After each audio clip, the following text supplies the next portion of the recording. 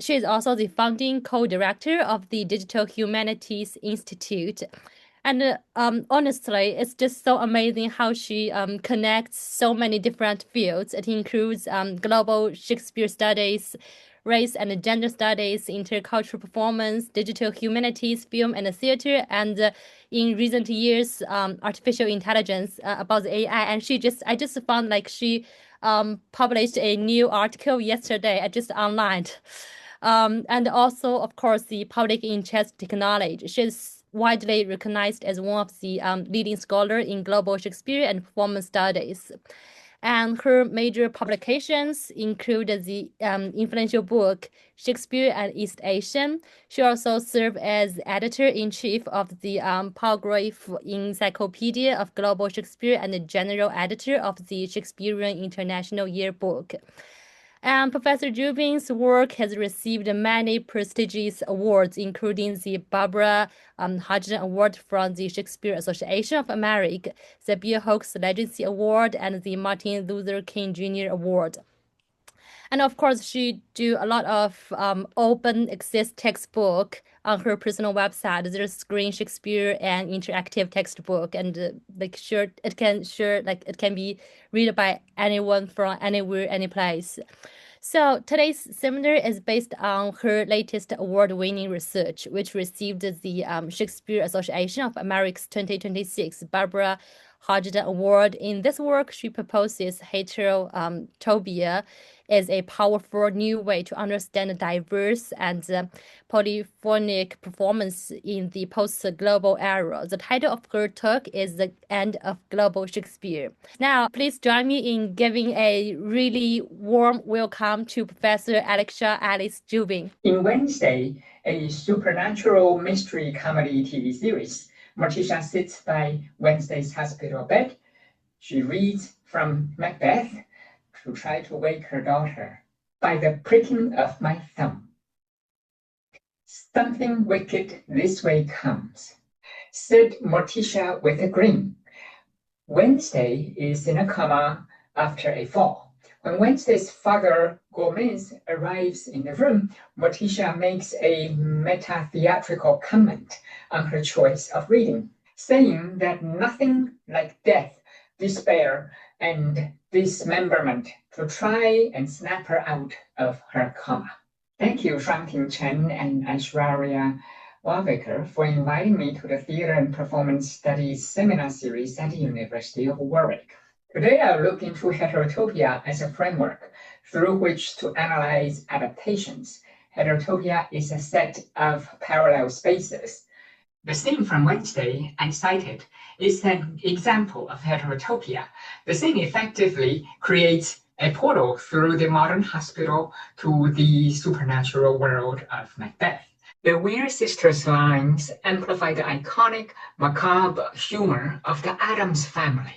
In a modern teen whodunit, Wednesday Addams navigates Nevermore Academy for outcasts. Her attempt to master her psychic abilities add nuance to the themes of duplicity and equivocation in Macbeth. The concept of heterotopia, which I developed in my book, Contemporary Readings in Global Performances of Shakespeare, is a new method to analyze and theorize intercultural performances. But before I explain the concept further, I would first like to think about the end of global Shakespeare as a field of study and as an artistic genre. Scholars began analyzing non-Anglophone Shakespeares in the 1990s. Earnest studies began in the 21st century. Today, we need to ask some new and urgent questions. Has the notion of global Shakespeare outlived its usefulness as a theoretical concept, given the failure of globalism on the social and economic levels?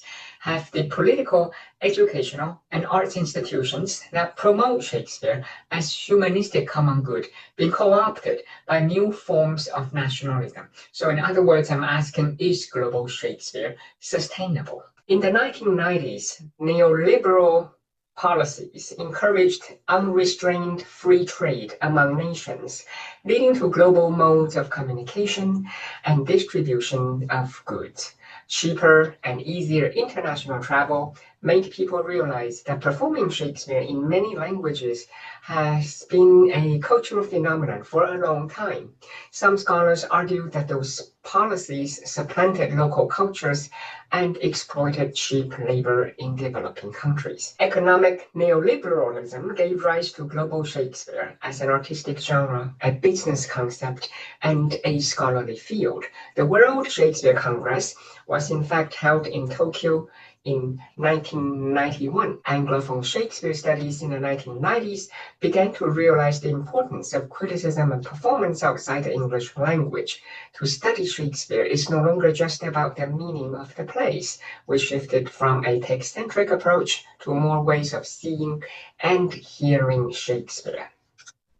Political thinkers on both the left and right now reject the neoliberal policies. Some scholars question whether global Shakespeare was just another way of claiming the universality or make Shakespeare relevant after the Cold War. Susan Bennett critiques the instrumentalization of global Shakespeare to serve only Anglophone curricular needs.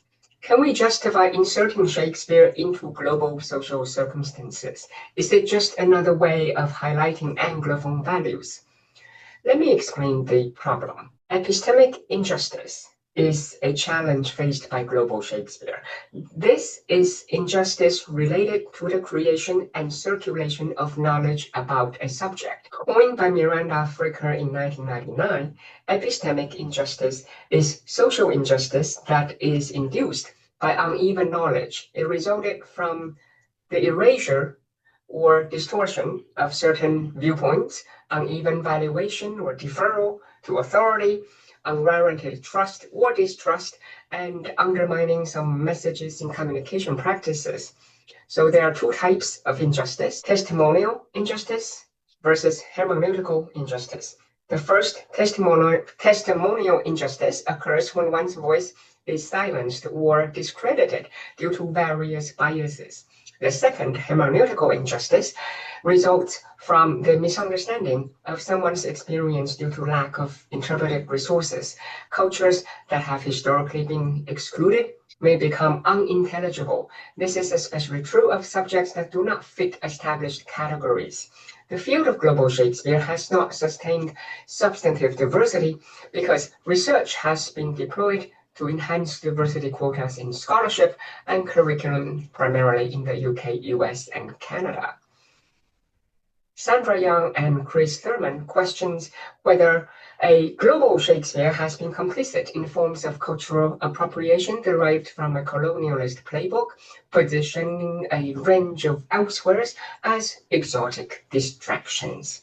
This tendency is reflected in habitual juxtapositions of global Shakespeare with Anglophone Shakespeare, as well as in the editorial practices that ask scholars of color and those working on marginalized topics to explain subjects that do not fit within the Anglophone world views. Rita Sen has critiqued the uneven expectations of scholarly labor, where no footnote is required for Aristotle's poetics, but detailed and potentially distracting explanations are required for every single thing that is indigenous. This phenomenon is known as the dreadful explanatory comma. Basically, explanatory comma is when you pause to explain something before continuing. When explanatory comma serves only white audiences, it becomes problematic, such as explaining a cultural reference to racial minorities. Come to think of it, Aristotle may be better off with explanatory notes. We would do well to explain the transmission of Aristotelian misogyny into English culture through a translation of an Arabic treatise, as Bernadette Andrea's work has shown. Analysis of white Shakespeare would be more on point by situating it not as a yardstick, but as part of globalization. Due to the current structure of academia and hierarchies of cultural prestige, some scholars of white Anglophone theaters regard knowledge of, for example, Asian directors as exclusively the responsibility of those who specialize in the subfield, then relegate that knowledge to a footnote of Anglo-European critical theories. These often inherited norms have predetermined what is worthy of scholarly interest in cross-cultural contexts. Maeve McLuhan has a term for it, structural conditioning. Basically, structural conditioning describes the action of previous generations that constrained agents in the present by having created the structural conditions in which they can act. We can counter this. The first step is to consider English language performances as part of global Shakespeare. We can also use more diverse theoretical models, not to mention there are global Englishes, including versions spoken in locations such as Hong Kong. We can draw on, for example, the Brazilian theory of cultural anthropophagy and present case studies without bracketing global performances as oppositional to white productions. There is a bias that privileges only regions that are commonly imagined to represent the global. In my new book, Contemporary Readings in Global Performances of Shakespeare, we present Anglophone, British, and Canadian performance histories as integral parts of global Shakespeare. I put Anglophone Shakespeare on equal footing with non-Anglophone performances in order to deconstruct these tendencies of national profiling. The action of national profiling falsely assumes each performance tradition exists in silos. My new book demonstrates the commonality and synergy between Anglophone and non-Anglophone productions. Traditional approaches tend to assume that performances in the US and UK are normative and aesthetically universal, whereas Shakespeare elsewhere bears location-specific, maybe political meanings, and the global is often erroneously imagined to be whatever US and UK are not. In fact, in Anglophone cultures, directors use different accents, hybrid performance styles, and multi-ethnic casts to amplify the idea that Shakespeare is a cultural other, something that is both familiar and exotic, and by implication, worth seeing again. In 2015, Terra Arts produced Macbeth that was set in a migrant Asian family. British-Kenyan director Jatinder Verma uses the term English to challenge the dominant conventions of the English stage. In 2016, Oregon Shakespeare Festival came up with Winter's Tale, directed by Desdemona, and this is with an Asian American cast. The romance was set in pre-modern China and America's Old West, combining both Asian and Asian American perspective. This production presented the scene of exit pursued by a bear very creatively. Upon arriving in Bohemia, Antigonus encounters what appears to be a large brown rock center stage. A series of lightning flashes shows, however, the face of a bear, followed by its claws and eventually its whole body. So the rock comes to life, turns around, and reveals itself to be a bear in the form of a Japanese bunraku-style puppet. One puppeteer can be seen driving the bear's head, while two others are in charge of each of the bear's front limbs. The bear devours Antigonus, who, quote, exits through its mouth. We now need methods to theorize performances of Shakespeare. We need to transcend geopolitics to analyze diverse and polyphonic voices around the world with an eye toward equity and social justice. Now, if we think of global Shakespeare not as a destination, but as a journey, we will be able to gain new insights. Instead of questions of provenance, the idea of kind of where people or characters come from or which country they represent, I look at artists' stories of arrival, namely how and why and with whom they arrive here. Their journeys are more intellectually rich and artistically interesting. So I would like to offer a methodology to do exactly this, and that is called Heterotopia. This is a new method for the study of adaptations of Shakespeare. Heterotopia is a type of space, social space, artistic space, that evokes other cultural spaces.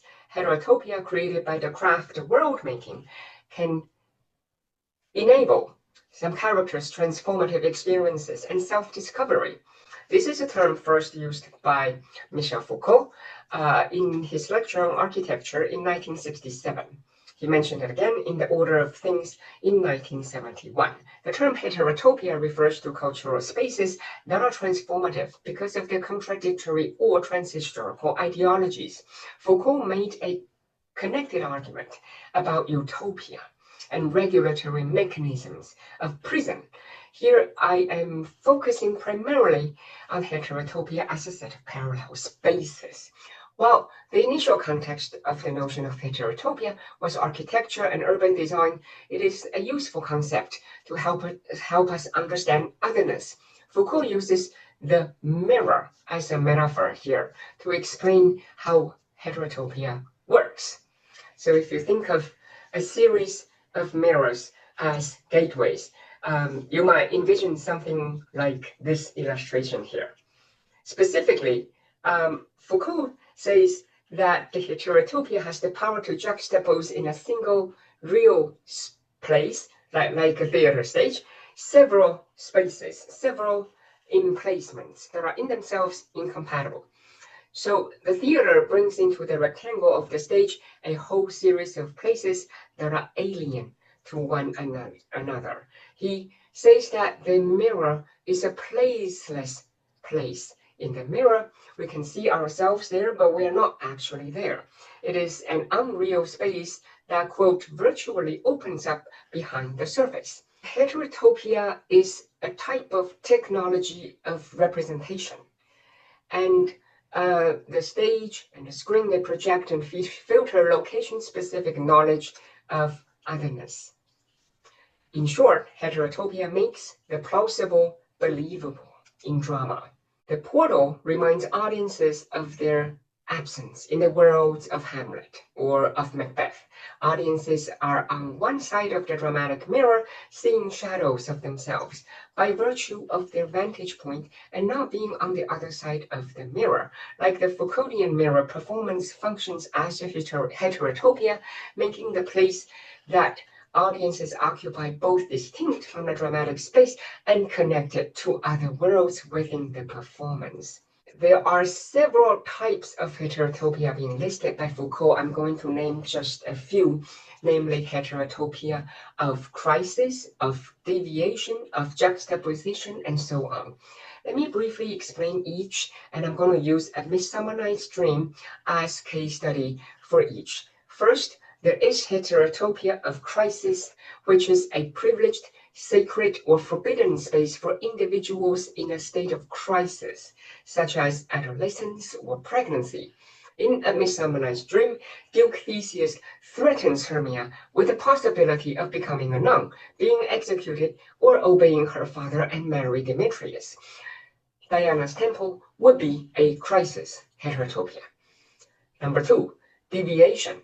Heterotopia of deviation is where individuals who deviate from the means or required norms would reside, and an example would be prison or retirement home. Hermia and Lysander, they flee to the forest as a deviation heterotopia, at least initially they assume so. And this deviation heterotopia is located outside the Athenian court, right, outside the normative society. Number three, we have juxtapositional heterotopias, and this is exemplified by theater, cinema, and Persian gardens. This is Foucault's example, which will contain four corners of the world. Adaptations often evoke several spaces and norms at once. Following this, we also have festive heterotopia, fairgrounds, or the empty space that is the stage. These are examples that come to mind. Fairgrounds are often located at the outskirts of cities. Within A Midsummer Night's Dream, the mechanicals, temporally circumscribed play within a play, creates festive heterotopia within the fabula of Shakespeare's comedy. Last but not least, there is also illusory heterotopia, which is a space of illusion that exposes all real space, all the emplacements in the interior of which human life is enclosed and partitioned. An example would be brothels. Now, in A Midsummer Night's Dream, both Titania and Bottom enter an illusory heterotopia when Bottom is transformed into an ass and when Titania is tricked into falling in love with him. Neither are quite themselves. So these types of heterotopia inform not only the setup of social spaces within A Midsummer Night's Dream, but also the construction of transformative spaces in adaptations. Now, suffice to say, place, provides an anchor for dramatic actions. All plays exist simultaneously in several dramaturgically constructed localities, including where the story is set, namely where the characters live, where it is performed. Some theater venues may have symbolic significance, and the locales associated with actors' offstage journeys to where they are today. And of course, if a production goes on tour, it is equally important. So attending to the significance of place enables closer examination of the question of belonging and otherness. So I'm going to now put the theory of heterotopia to work by looking more closely at a version of A Midsummer Night's Dream. It is the BBC made-for-television film in 2016. David Kerr's A Midsummer Night's Dream is set in a nightmarish space of a fascist regime, enhanced with digital surveillance technologies. Actors and their characters orient themselves in the magical woods, which is a dream space where some social impositions are lifted while others are imposed. Meanwhile, film audiences go through a parallel process as they imagine social spaces that extend beyond the screen as suggested by the movie's world making. The film is set in both a somewhat contemporaneous technocracy for the Athenian scenes and a Harry Potter-esque high fantasy world for the forest scenes, with references to the Silence of the Lambs. The cinematic spaces situate the dramatic action in a nowhere that could be everywhere. The film sets are best described as a heterotopic hodgepodge of disparate places, genres, and times. Kerr's film is reminiscent of other adaptations that use military uniforms to depict authoritarianism, notably Richard Loncren's 1995 film Richard III, which is explicitly set in an alternative 1930s England. However, Kerr's set and costume designs steer audiences away from any film periodization. The architecture and color scheme of the emblem and Theseus' uniform may evoke the Third Reich, but the prevalence of touchscreens and mobile devices suggests a different era of surveillance and digital culture. The emblem of the big A of the Athenian court is a spin-off of those of the Avengers or Fantastic Four, teams of superheroes in the Marvel Universe. The guards carry themselves robotically and wear black helmets with opaque black visors that cover their eyes and show only their mouths and chins. They look like stormtroopers in Star Wars. The opening space evokes a military corps and a psychiatric institution. The film seems to be saying that these two spaces are actually two sides of the same coin. Upon Theseus' command, "Now, fair Hippolyta," mysterious metallic creaking is heard. All the characters at this point, they act confused. Theseus has a smirk. Shots of uneasy faces, then cut to a low-angle close-up shot of a pair of wheels moving forward before transitioning to a medium sideways shot of the lower half of a hand truck. Hippolyta is being wheeled in as a prisoner of war and a trophy wife. Her white straight jacket, orange pants, and white restrained muzzle mask resemble those of Dr. Hannibal Lecter when he's wheeled out on a hand truck to meet Senator Ruth Martin in The Silence of the Lambs. Both characters' masks cover their noses and have steel bars over their mouths. In Kerr's film, Hippolyta's mask is temporarily removed for her to read aloud from a screen her prescribed vow about having the moon behold the night of our solemnities. In The Silence of the Lamb, the senator offers an affidavit for Dr. Lecter to read, which guarantees his new rights in exchange for helping the authorities investigate the serial killer who remains at large. Both scenes are transactional, and neither Hippolyta nor Dr. Lecter has real choices. Hippolyta only has 31 lines in Shakespeare, but she has a striking and outsized presence in the film. She is in a straitjacket in both the opening and closing sequences. In under 1 minute, the film's opening sequence thus establishes and juxtaposes multiple heterotopic and even preposterous spaces. Despite the prevalent use of electronic devices, there are no lights in Theseus' court. Instead, there are multiple fire torches in sconces on the wall to provide illumination. These are spatial, temporal, heterotopic design elements that, even without Brechtian acting methods, can draw attention to meta-theater through discontinuity. It is a valuable heterotopic experience to follow an adaptation where one is not compelled to identify Shakespearean allusions, but instead the rich references to other space-time instances, other films, other genres, and what has come before in terms of adaptations and afterlife of A Midsummer Night's Dream. Let us take a look at a different dimension of heterotopia. I'm going to use global adaptations of Macbeth as an example. The play has a long afterlife across multiple media. This makes the tragedy a perfect specimen to showcase the value of comparative analysis. In the opening scene of Akira Kurosawa's film, Throne of Blood, the literal translation of its original title is Kumono Sujo, Spider's Web Castle.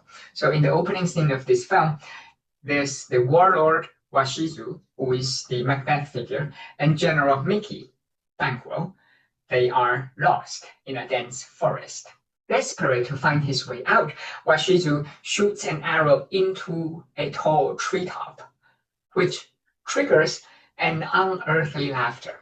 Next, the two generals see a modest bamboo hut emerging from the fog, consisting of thin vertical sticks.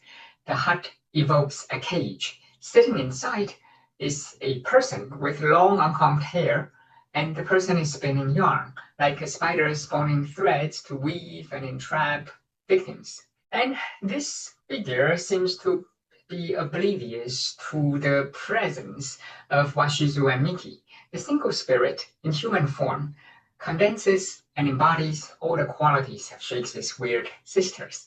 The mountain spirit appears to be turning a double-spooled spinning wheel, but the otherwise mundane domestic chore takes on an eerie overtone when the film audience realizes that the spirit does not actually touch the fiber. The yarn is simply spun from the smaller wheel onto the bigger wheel. Spinning the yarn does not produce any fabric, which suggests the spirit's otherworldly status and that Macbeth's pursuits are but insubstantial vanity projects. The spinning wheel, as a narrative device of entrapment, works on 3 levels for Japanese audiences who understand that the word thread, ito, is homophonous with the word for treasonous intent, ito. The wheels give the illusion of movement and mocks domestic productivity. They also represent the ways in which the characters are caught up in cycles of senseless violence and Washizu's futile pursuit of glory. Since the wheels that are spun also resemble reels of film, the act of spinning yarn on double-spooled wheels alludes to filmmaking as a representational practice that mediates between nature and artifice. Like a filmmaker who edits scenes to construct a narrative, the mountain spirit might just be editing the life story of Washizu. As Judith Buchanan notes, Washizu and Miki are both verbally confronted with their futures and visually confronted by the medium in which it is told. When the mountain spirit vanishes into the fog, Washizu and Miki rush in and tear down the hut's cloth wall and walk through. When they turn around, the hut has vanished. They now occupy the space previously occupied by the mountain spirit, a space of perverse nature. In that space lies a pile of skulls, skeletons, and weapons, a symbol of the futility and cruelty of war.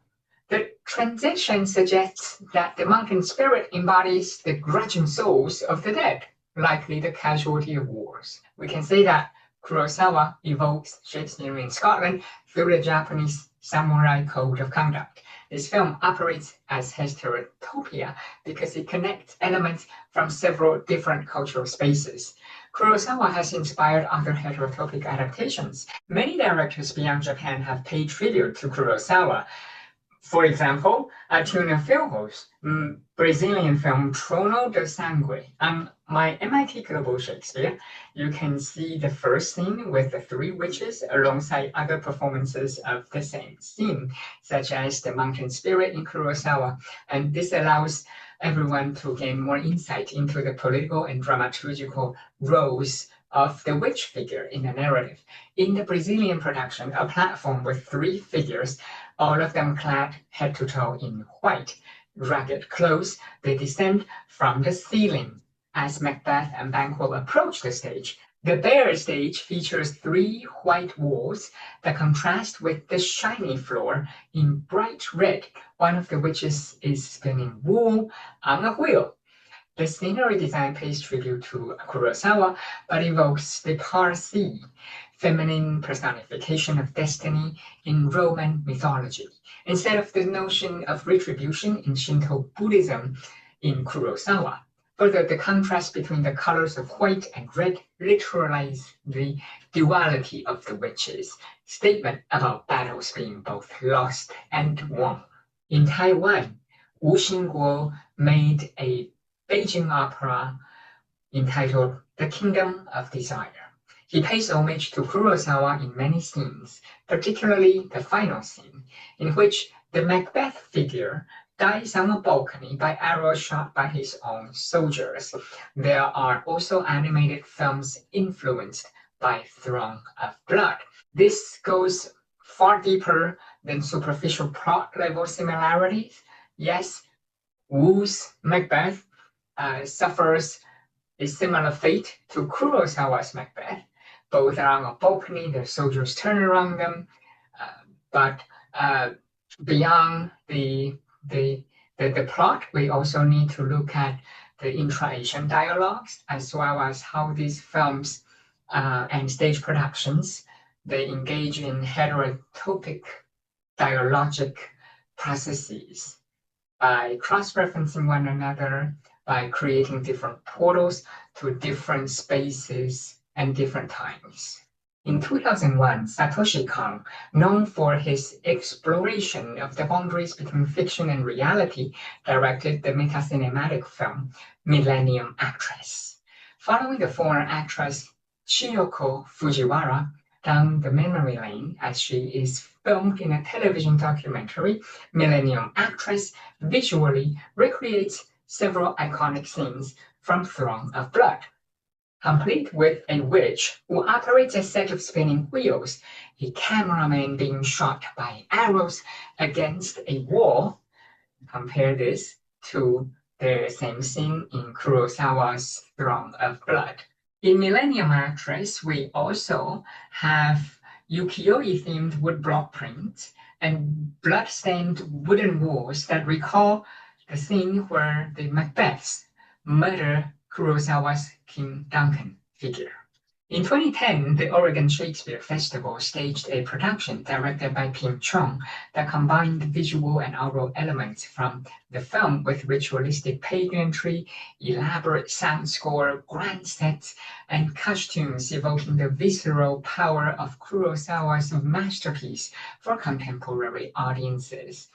Paying homage to Kurosawa, Yukio Ninagawa's production of Macbeth also thematizes death as a force driving human pursuits and as an inevitability. For each of them, Ninagawa worked from a set of compelling images to immerse audiences in the play's world and to visualize key themes. His Macbeth earned the nickname the Cherry Blossom Macbeth for the visual motif that dominates the production. A cherry tree and its falling petals adorn many of the key scenes in the play, providing an uncanny link between extreme forms of violence and transcendental beauty.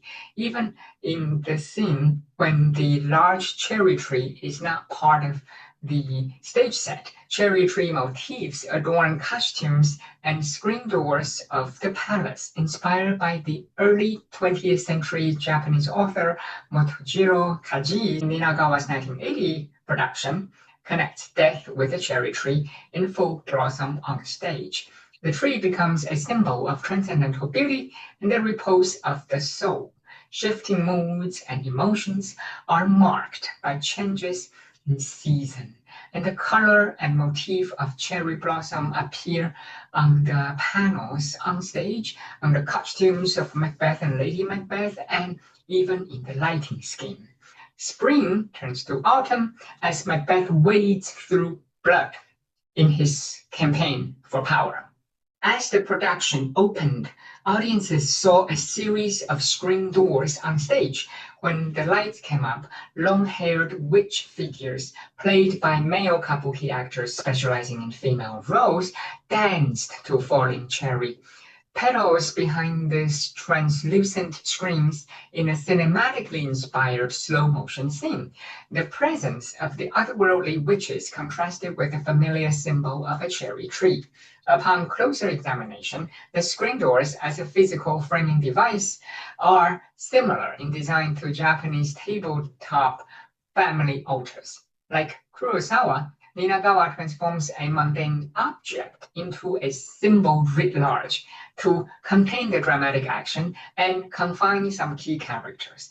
In a typical Japanese household, a Butsudan family altar includes ancestral tablets that enshrine ancestral spirits.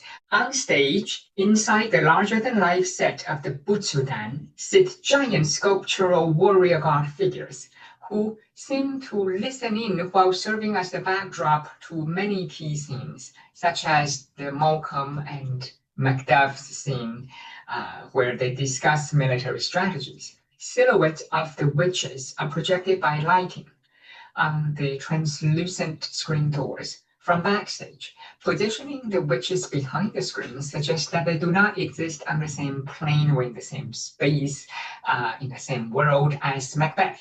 Last but not least, the witches are presented cinematically in Ninagawa's otherwise theatrical production, standing in stark contrast to the human characters whose makeup and acting methods are borrowed from kabuki. Kurosawa's strategy to condense the three witches into one chorus figure stands in stark contrast to most English language films, which adhere to a group of three socially marginalized or asocial figures, and they would often talk in unison or in turns. An example is Rupert Gould's stage-to-screen made-for-television film starring Patrick Stewart. Stewart's Macbeth evokes the image of the Romanian dictator Nicolae Ceausescu. Most conversations occur in drab underground tunnels with uncanny echoes. Teal lighting accentuates the somber mood. Musical soundtracks give way to clanging metal doors, missiles overhead, explosions, and dripping water. The witches take multiple shapes, first appearing in a nightmarish wartime hospital as nurses who kill patients, and later give life to corpses. They later appear as servers at a banquet, as Lady Macbeth's attendants, and kitchen staff, brandishing knives as other servants are chopping up meat. Gould's adaptation combines horror, film noir, and war film genres to depict the grotesque as not otherworldly, but mundane, infiltrating the characters' daily lives. A Taiwanese musical adaptation takes a very different approach, and this one is called Sonata of the Witches. I invite you to read the translation in my edited book entitled Sinophone Adaptations of Shakespeare, conceived by Po-shen and performed by the Tainanger Ensemble in 2003. The production does not echo Kurosawa's visual motifs directly, but uses vocal work and full-face masks to depict the theme of duality.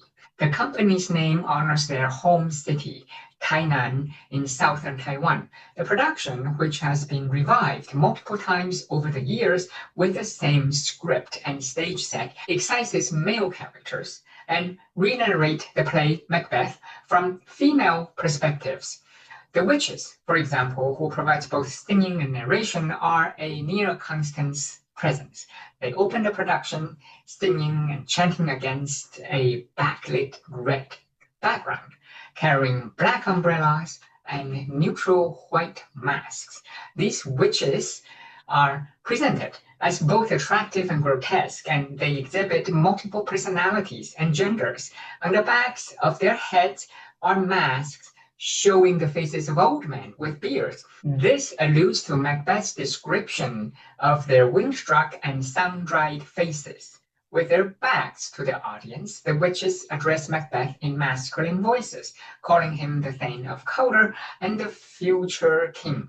Macbeth's questions about who they are and whether they are living people, transposed from Banquo's line here, take on additional meaning in the presence of their masks.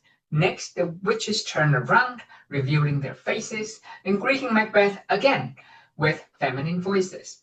Throughout the production, they modulate their voices and swap different masks among themselves to create a sense of the uncanny. The full text of Sonata of the Witches has been translated into English in my book. You can also follow the 2007 production video on my MIT Global Shakespeare's.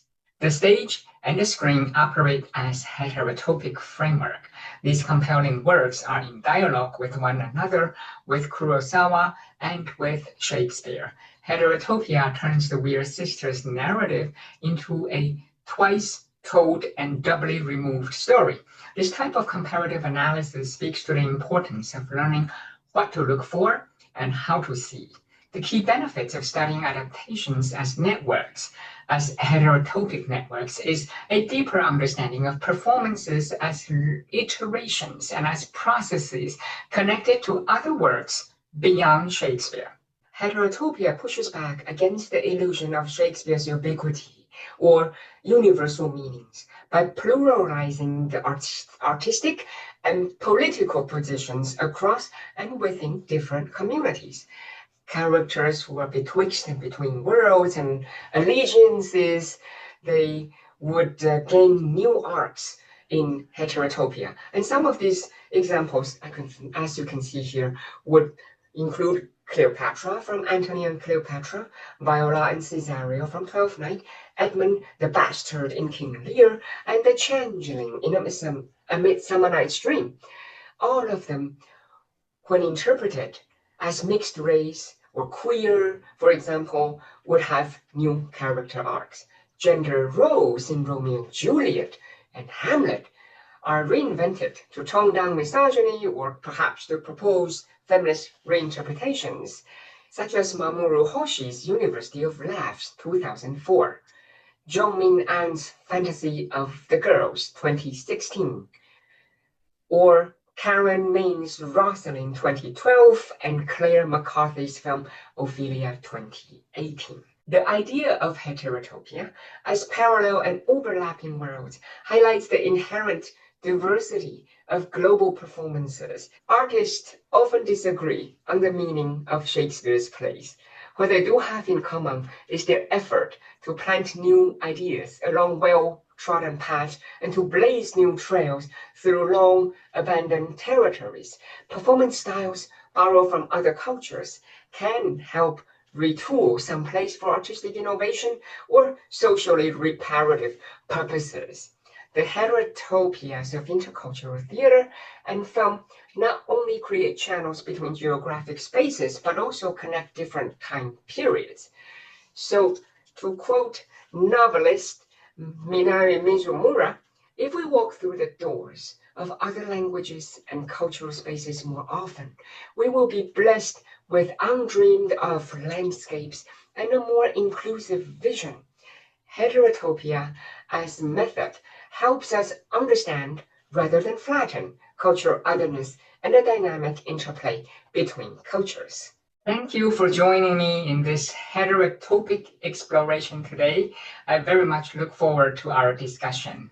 Thank you for this lovely presentation. It was lovely hearing everything that you said. Do you think it's easier for heterotopic intervention to kind of like find its place in cinema as opposed to theater? If that is the case, and if that is true, then do you think there is any particular reason for it? I suppose there's a bit of uneven impression because I cited more cinematic screen examples, even though I did also include several stage examples. I would say it works equally well. In my book, I actually used the Japanese director Yukio Ninagawa's Hamlet as an example of heterotopia because of its how the production is being playful with the playmaking space. You know, when the show opens, what we see is actually what is supposed to be backstage, but it's part of the stage set. So there are the actor characters who are kind of putting on their makeup on. They're getting ready for a show called Hamlet.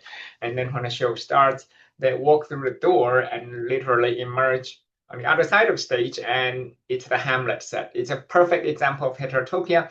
I would not say the concept works only with certain medium. Adaptation is always in dialogue with something else, with someone else.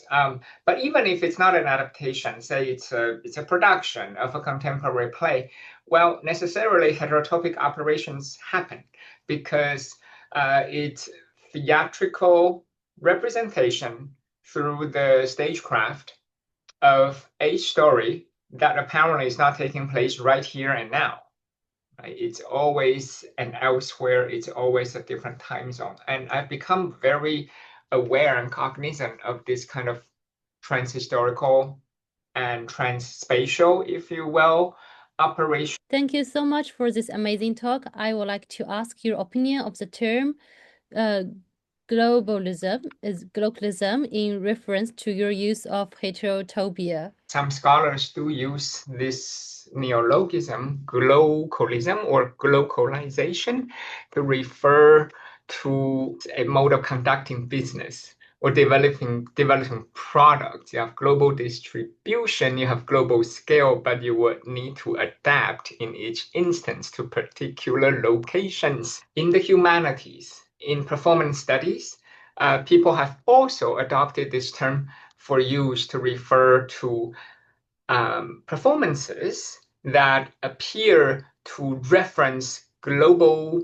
norms or elements, and yet it is embodied by actors who are clearly local. The RSC has done a much ado about nothing. There's much discussion in reviews about the British Indian actors who were actually from Manchester, but they had to work with an accent coach in order to perform certain accents to heighten the exotic value. It's highly debated.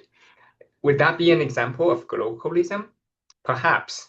What do I think of the term, though?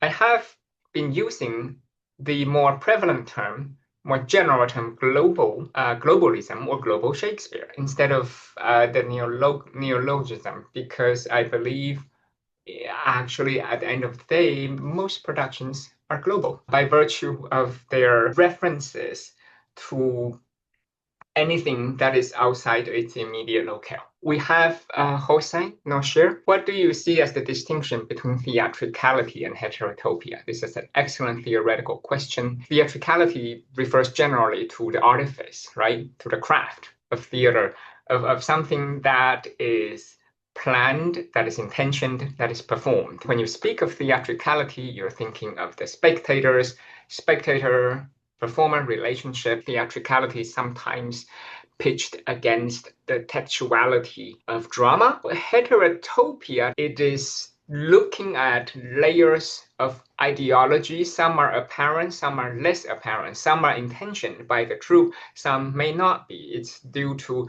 you as an audience member, as a critic, you're coming in and actually teasing out the meanings. Heterotopia refers to performance ability to become sort of a portal. The stage is real in the audience's reality, and yet what happens within it, right, points to many other dimensions. And it could include theatricality, but it goes beyond it. I'm wondering how the digital humanities can be applied to approach Shakespeare studies. That's something I've been always thinking about. In terms of humanistic methods and AI, long story short, I would say that generative AI, in terms of the textual output, it relies a lot on storytelling. So we can apply humanistic, specifically literary method to understand AI's operation as fiction. Its output relies on narratives, relies on genres.